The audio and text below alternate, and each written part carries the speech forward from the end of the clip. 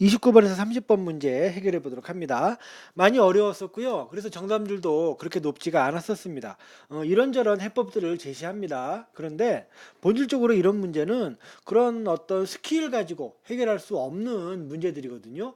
수능 출제자들은 사실은 이런 문제를 좋아합니다. 그러니까 이렇게 어떤 기술적인 접근법을 통해서 문제를 해결할 수 있는 일종의 이제 꼼수가 통하는 그런 문제가 아닌 문제를 내기를 이 출제위원들은 선호하기 때문에 이런 식의 문제들이 자주 나올 수 있고요. 그리고 이런 문제를 해결하기 위해서는 결국은 이런 류의 제시문들을 자주 반복적으로 읽어보는 수밖에 없다. 그렇게 말씀드릴 수가 있겠어요. 그래서 평소에 이런 글들을 좀 자주 접하고 해결해 보도록 연습을 해봐야 합니다. 그랬을 때 이런 류의 문제가 나왔을 때 쉽게 그래도 풀어낼 수 있다는 거 말씀을 드리겠습니다. 제시문을 확인해 보도록 할게요. 어떤 물체가 물이나 공기와 같은 유체 속에서 자유낙하할 때 물체에는 중력, 부력, 항력이 작용한다. 세 가지 힘에 대해서 이야기했어요. 중력은 물체의 질량의 중력 가속도를 곱한 값으로 물체가 낙하하는 동안 일정하다. 그러니까 중력의 경우에는 두 가지 변수가 있는 거죠. 그 물체의 질량, 그 다음에 중력 가속도, 요걸 곱한 값인 겁니다. 그래서 물체가 낙하하는 동안 일정합니다. 왜냐하면 물체의 질량이나 중력 가속도가 변화할 수는 없잖아요. 그렇죠? 그래서 중력은 요 두 개 곱한 값이고 낙하하는 동안 일정하게 나타난다. 그렇게 이야기를 한 것이고요. 그 다음에 부력은 아까 세 가지 힘을 이야기했는데 두 번째 힘인 부력에 대한 설명이 나오는 것이죠. 부력은 어떤 물체에 의해서 배제된 부피만큼의 유체의 무게에 해당하는 힘으로 항상 중력의 반대 방향으로 작용한다. 요 정의를 잘 보셔야 되는 게 그 어떤 물체가 있으면 그 물체에 의해서 배제된 부피만큼의 유체의 무게에 해당하는 힘입니다. 아시겠죠? 그러니까 그 물체의 무게가 아니고요. 물체에 의해서 배제된 부피만큼의 유체의 무게. 말이 너무 길죠? 그렇다. 그래서 항상 중력의 반대 방향으로 작용한다. 좀 어렵다고 생각을 했는지 출제자도 보충 설명을 그 뒤에 하고 있어요. 요거 이제 또 확인해 볼게요. 빗방울에 작용하는 부력의 크기는 그러니까 빗방울이라는 물체의 부력이 어떻게 되는지를 한번 설명을 해주는 거죠. 그 크기는 빗방울의 부피에 해당하는 공기의 무게이다. 이해되시죠? 그러니까 그 빗방울의 부피만큼에 해당하는 공기가 빗방울 때문에 배제되는 거잖아요. 그 공기의 무게다. 공기의 밀도는 물의 밀도의 1000분의 1 수준이므로 빗방울이 공기 중에서 떨어질 때 부력이 빗방울의 낙하 운동에 영향을 주는 정도는 미미하다. 그렇겠죠? 밀도가 1000분의 1 수준밖에 안 되기 때문에요. 그 빗방울이 이렇게 땅으로 떨어지려고 할 때 그걸 떠받치려고 하는 부력의 힘이 그다지 크지 않겠죠. 거의 무시할 정도다. 미미하다. 이렇게 말하고 있어요. 그러나 스티로폼 입자와 같이 밀도가 매우 작은 물체가 낙하할 경우에는 부력이 물체의 낙하 속도에 큰 영향을 미친다. 이때는 이렇겠죠. 이 스티로폼은 밀도가 작기 때문에 부력이 어느 정도는 영향을 끼칠 수 있다는 거죠. 그래서 지금 두 가지 그 부력의 사례를 들고 있었어요. 빗방울, 스티로폼. 빗방울의 경우는 부력이 좀 미미한 정도로밖에 작용을 하지 않는다. 스티로폼은 어느 정도는 부력이 작용한다. 이렇게 이야기를 했습니다. 해서 지금 현재까지 중력과 부력, 항력 요 세 가지 힘 중에 두 가지 힘에 대해서 설명을 하고 있었습니다. 중력과 부력 이렇게 두 가지요. 자, 두 번째 단락으로 넘어갑니다. 물체가 유체 내에 정지해 있을 때와는 달리 유체 속에서 운동하는 경우에는 물체의 운동에 저항하는 힘인 항력이 발생하는데 이 힘은 물체의 운동 방향과 반대로 작용한다. 항력에 관한 지금 두 가지 정보가 제시됐죠. 유체 속에서 운동할 때 항력이 발생한다는 거. 그 다음에 그 저항하는 힘이기 때문에 물체 운동 방향과 반대로 작용한다는 거. 이런 게 항력이라는 거를 지금 설명을 했습니다. 그러니까 첫 번째 단락에 중력, 부력, 항력이라는 세 가지 힘을 먼저 그 개념을 소개했는데요. 그 중에 세 번째 항력을 지금 설명을 하기 시작한 것이죠. 항력은 유체 속에서 운동하는 물체의 속도가 커질수록 이에 상응하여 커진다. 또 하나의 정보, 그 물체 속도가 커질수록 상응해서 커진답니다. 항력도요. 항력은 마찰 항력과 압력 항력의 합이다. 그러니까 항력을 또 두 개로 나눌 수 있네요. 마찰 항력은 유체의 점성 때문에 물체의 표면에 가해지는 항력으로 유체의 점성이 크거나 물체의 표면적이 클수록 커진다. 마찰 항력이 무엇인지 설명을 했고요. 압력 항력은 물체가 이동할 때 물체의 전후방에 생기는 압력 차에 의해 생기는 항력으로 물체의 운동 방향에서 바라본 물체의 단면적이 클수록 커진다. 항력을 이루는 두 가지 그 구성 요소, 마찰항력과 압력항력에 대해서 설명했는데요. 이해되시죠? 마찰항력은 이렇게 말 그대로 마찰 때문에 생기는 항력이고요. 그래서 유체의 점성이 크거나 물체의 표면적이 클수록 마찰항력이 커지는 것이고요. 압력항력은 그 전후방 압력차 때문에 생기는 겁니다. 그래서 물체의 단면적이 클수록, 물론 물체의 운동 방향에서 바라본 단면적이 클수록 그것이 커진다. 그래서 이 두 가지를 합친 것이 항력이고, 요거는 운동할 때 생기는 힘이고, 운동 방향과 반대로 작용하고, 또 물체 운동 속도가 커질수록 상응해서 커지는 것이고요. 이렇게 정리를 할 수가 있겠습니다. 일단 여기까지 이제 보시면 중력, 부력, 항력이라는 세 가지 힘에 대한 설명들이 쭉 나와 있었어요. 그랬는데요. 이거 지금 우리가 한번 읽었는데 머릿속에 쏙쏙 다 들어와서 기억이 다 됩니까? 안 됩니다. 그럴 수 없죠. 그래서 지금 제가 제시문에다가 뭐 이렇게 동그라미 밑줄 같은 거 해놨는데, 여러분들도 이런 식의 글을 이렇게 접하게 되면 이런 식으로 표시하면서 읽어주는 것이 중요합니다. 그런 다음에 나중에 이제 문제를 풀게 될 때 뭐 요 문제를 풀기 위해서는 첫 번째 단락을 봐야 되겠구나 하면서 빨리 돌아올 수 있게 이렇게 만들어내는 거. 이걸 이제 저는 뭐 인덱싱 작업을 한다. 그 인덱스, 이렇게 목차를 만들잖아요. 그런 작업을 한다라고 저는 이제 보통 수업 시간에 표현을 하는데요. 이런 식으로 빨리 찾아서 해당 부분을 이렇게 확인할 수 있게끔 이런 식으로 뭐 동그라미 밑줄 같은 거를 잘 해놓는 것이 이 문제를 푸는 뭐 작은 팁이라면 팁이라고 말할 수가 있겠습니다. 자, 이제 세 번째 단락으로 넘어갑니다. 안개비의 빗방울이나 미세먼지와 같이 작은 물체가 낙하하는 경우, 이런 작은 물체의 경우요, 물체 전후방에 생기는 압력차가 매우 작답니다. 그러면 압력 항력이 얼마 안 되겠네요. 그죠? 그래서 마찰 항력이 전체 항력의 대부분을 차지한다. 반면 스카이다이버와 같이 큰 물체가 빠른 속도로 떨어질 때, 큰 물체입니다. 아까는 그 작은 물체였잖아요. 큰 물체가 빠른 속도로 떨어질 때에는 물체 전후방에 생기는 압력차에 의한 압력 항력이 매우 크므로 마찰 항력이 전체 항력에 기여하는 비중은 무시할 만하다. 빗방울이나 미세먼지 같은 경우는 마찰 항력이 비중이 좀 더 크고요. 스카이다이버와 같은 경우에는 압력 항력이 그 항력 중에서 차지하는 비중이 좀 더 크다. 그런 이야기를 이 단락에서 한 것입니다. 이제 마지막 단락으로 넘어갑니다. 빗방울이 낙하할 때 처음에는 중력 때문에 빗방울의 낙하 속도가 점점 증가하지만 이에 따라 항력도 커지게 돼요. 항력 커지죠? 왜요? 그 속도가 운동하는 속도가 커지면 항력도 따라서 커지잖아요. 커지게 되어 마침내 항력과 부력의 합이 중력의 크기와 같아지게 된다. 조금 설명을 해보면요. 이걸 이제 빗방울이라고 봅시다. 빗방울의 경우에는요, 부력은 얼마가 되지 않습니다. 왜냐면은 요 빗방울이 배제한 부피만큼의 유체의 무게, 그게 부력이잖아요. 그러니까 공기잖아요, 공기. 공기의 무게가 얼마 안 되잖아요. 뭐 공기의 밀도가 물의 밀도의 1000분의 1 수준이라고 했기 때문에. 그래서 부력은 미미합니다. 이렇게 떠오르게 하는 힘. 그에 비해서, 그것에 비해서 중력은 훨씬 더 힘이 크거든요. 그러다 보니까 밑으로 떨어집니다. 떨어지다 보면 속도가 점점 증가하거든요. 근데 속도가 증가한다는 것은 그것에 저항하는 힘인 항력이 커진다는 것을 의미하죠. 그래서 처음에는 요 중력과 부력의 요 크기 차이가 많이 나는데, 나중에 속도가 빨라질수록 항력도 커지다 보면 어느 시점에 도달하게 되냐면 이 중력과 그 다음에 부력 플러스 항력, 이게 같아지는 지점이 존재하게 된다는 겁니다. 그게 이제 요 얘기죠. 이에 따라 항력도 커지게 되어 마침내 항력과 부력의 합이 중력의 크기와 같아지게 된다. 그런 지점이 존재하게 되겠죠. 이때 물체의 가속도가 0이 되므로 빗방울의 속도는 일정해지는데, 이렇게 일정해진 속도를 종단 속도라 한다. 이렇게 중력과 속도가 0이 돼서 중력과 속도가 아니죠. 그 가속도죠. 가속도가 0이 돼서 속도가 일정해졌을 때를, 그때의 속도를 종단 속도라고 한다라는 겁니다.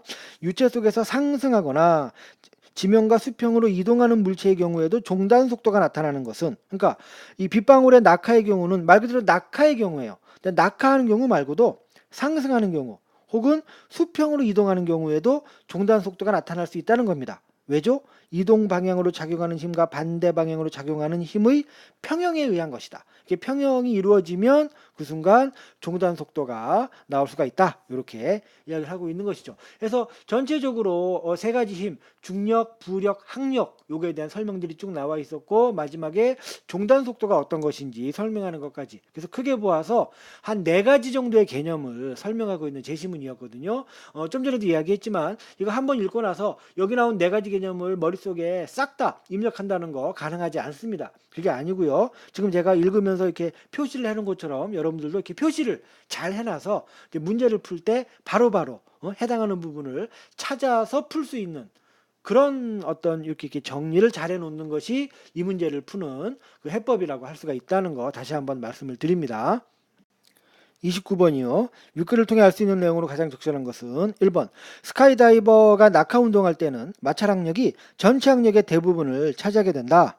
세 번째 단락 마지막 문장에서 확인할 수 있거든요. 마찰 항력이 아니고요. 압력 항력이 대부분을 차지하게 된다는 거 확인할 수 있습니다. 이런 식으로 선지를 읽고 해당하는 부분을 빨리 찾아 들어가는 거. 이거를 익혀라 라는 이야기를 지금 제가 반복적으로 여러분한테 드리고 있는 겁니다. 그래서 1번은 틀린 것이고요. 2번 물체가 유체 속에서 운동할 때 물체 전후방에 생기는 압력차는 그 물체의 속도를 증가시킨다. 이거 그 두 번째 단락 마지막 문장에서 확인할 수 있는데요. 물체 전후방에 생기는 압력차 때문에 압력 항력이 생기는 거잖아요. 근데 이 압력 항력 때문에 무슨 속도가 증가되고 뭐 그런 게 아니죠. 물체 운동 방향과 반대로 작용하는 힘이다. 그리고 운동의 속도가 커질수록 이것도 같이 커지는 것이다. 뭐 이제 그런 얘기인 것이지 뭐 이 압력 항력 때문에 속도가 증가되고 그런 거 아니죠. 잘못됐습니다. 그 다음에 3번이요. 낙하하는 물체의 속도가 종단 속도에 이르게 되면 그 물체의 가속도는 중력 가속도와 같아진다. 마지막 단락 그 두 번째 문장에서 확인할 수 있는 내용인데요. 이렇게 종단 속도에 이르게 되면 중력 가속도와 같아지는 게 아니고요. 그 가속도가 0이 되는 거죠. 그래서 잘못됐고요. 4번 선지. 균일한 밀도의 액체 속에서 낙하하는 동전에 작용하는 부력은 항력의 크기에 상관없이 일정한 크기를 유지한다. 요거 첫 번째 단락 세 번째 문장에서 확인할 수 있는데요. 부력은 어떤 물체에 의해서 배제된 부피만큼의 유체의 무게에 해당하는 힘이다. 이렇게 나와 있거든요. 그러면은 그 어떤 물체에 의해서 배제된 부피만큼의 유체의 무게 의 경우, 이 경우는 이제 그 액체겠는데 그 액체의 무게에 변화가 없잖아요. 그러니까 항력은 항상 일정한 거죠. 해서 이게 맞는 선지가 되는 것이고요. 5번 선지. 균일한 밀도의 액체 속에 완전히 잠겨 있는 쇠막대에 작용하는 부력은 서 있을 때보다 누워 있을 때가 더 크다라고 했는데요. 이건 역시 그 4번 선지처럼 그 첫 번째 단락 세 번째 문장에서 확인할 수 있는데 그 쇠막대가 배제시킨 부피만큼의 유체의 무게잖아요. 그러니까 이게 무슨 이 액체가 그 쇠막대가 배제시킨 액체의 그 무게가 뭐 그 막대가 누워 있는지 서 있는지 따라서 뭐 무게가 바뀌는 게 아니잖아요. 그러니까 틀린 거죠. 이 두 경우의 부력은 똑같은 거죠. 그래서 답은 4번이 되겠습니다. 30번 문제요. 윗글을 바탕으로 보기에 대해 탐구한 내용으로 가장 적절한 것은 이 문제가 많이 어려웠었죠. 확인해 볼게요. 크기와 모양은 같으나 밀도가 서로 다른 구 모양의 물체 A와 B를 공기 중에 고정하였다. 여기서요. 크기와 모양이 같다는 말이 나오고요. 그 다음에 밀도가 서로 다른 거라는 말이 나오잖아요. 크기와 모양이 같다는 이야기는 부피가 동일하다는 이야기거든요. 그렇다면 이것은 부력이 동일하다는 이야기입니다. 여기 있죠, 여기. 부력은 어떤 물체에 의해서 배제된 부피만큼의 유체의 무게다 했으니까 부피가 같잖아요. 크기와 모양이 같으니까. 그래서 이 물체는 부력이 동일하다는 정보를 이걸 통해서 파악할 수 있어야 하는 것이고요. 그 다음에 밀도는 서로 다르다 그랬죠. 질량이 다른 거예요. 그럼 질량이 다르면 무슨 일이 벌어지느냐? 여기요. 중력. 중력은 물체 질량의 중력 가속도 곱한 값이라고 했거든요. 근데 그 물체 질량이 다르단 말이에요. 그러니까 이것은 밀도가 서로 다르다는 것은 질량이 다르다는 것이고 그래서 중력이 다르다는 것이다. 이렇게 파악해야 된다는 것이죠. 그런 정보를 여기서 뽑아낼 수만 있었다면 문제를 조금은 수월하게 풀 수가 있었습니다. 이렇게 이런 구 모양의 물체 A와 B를 공기 중에 고정하였다. 이때 물체 A와 B의 밀도는 공기보다 작으며 물체 B의 밀도는 물체 A보다 더 크다. 그러니까 물체 B의 밀도가 더 크다고 했기 때문에요. 물체 B에 작용하는 중력의 힘이 더 크다는 거 확인할 수 있는 겁니다. 요렇게요. 그러니까 부력은 A와 B가 동일한데 중력의 경우는 B가 더 크다. 이렇게 확인할 수 있다는 겁니다. 그다음에 물체 A와 B를 놓아주었더니 두 물체 모두 속도가 증가하며 상승하다가 각각 어느 정도 시간이 지난 후 각각 다른 일정한 속도를 유지한 채 계속 상승하였다. 처음에 두 물체 모두 속도가 증가하면서 상승했다고 했잖아요. 그러니까 그 얘기는 이 물체의 아래로 끌어당기는 중력보다 위로 이렇게 올라가게 만드는 부력이 더 컸다는 이야기죠. 그래서 이게 막 위로 올라가는 겁니다. 근데 올라가다가 그럼 점점 속도가 더 빨라지겠죠. 빨라지면 빨라지는 만큼 아래로 그 반대로 작용하는 항력도 커지겠죠. 그래서 이 중력과 항력의 합이 부력과 같아지는 시점이 오겠죠. 부력이 중력 플러스 항력 여기 되는 시점, 그때가 일정한 속도를 유지한 채 계속 상승하는, 즉 종단 속도가 나오는 지점이 되는 것이죠. 이해되시죠? 요것이 이해되면 요 보기 제시문을 이해할 수가 있는 겁니다. 그다음에 괄호 단 두 물체는 공기나 다른 기체 중에서 크기와 밀도가 유지되도록 제작되었고 물체 운동에 영향을 줄 수 있는 기체의 흐름과 같은 외적 요인들이 모두 제거되었다고 가정한다. 그러니까 지금 이렇게 물체가 운동함에 따라서 무슨 어떤 밀도의 변화라든지 다른 외적 요인들의 변화가 없다라고 이제 해놓은 겁니다. 그러니까 지금 요 위에서 살펴본 이런 상황이 계속 진행되고 있다는 것을 보여준 겁니다. 해놓고 밑에 있는 5개 중에 적절한 걸 고르면 되는 겁니다. 1번 A와 B가 고정되어 있을 때에는 A에 작용하는 항력이 B에 작용하는 항력보다 더 작겠군. 이건 틀렸죠.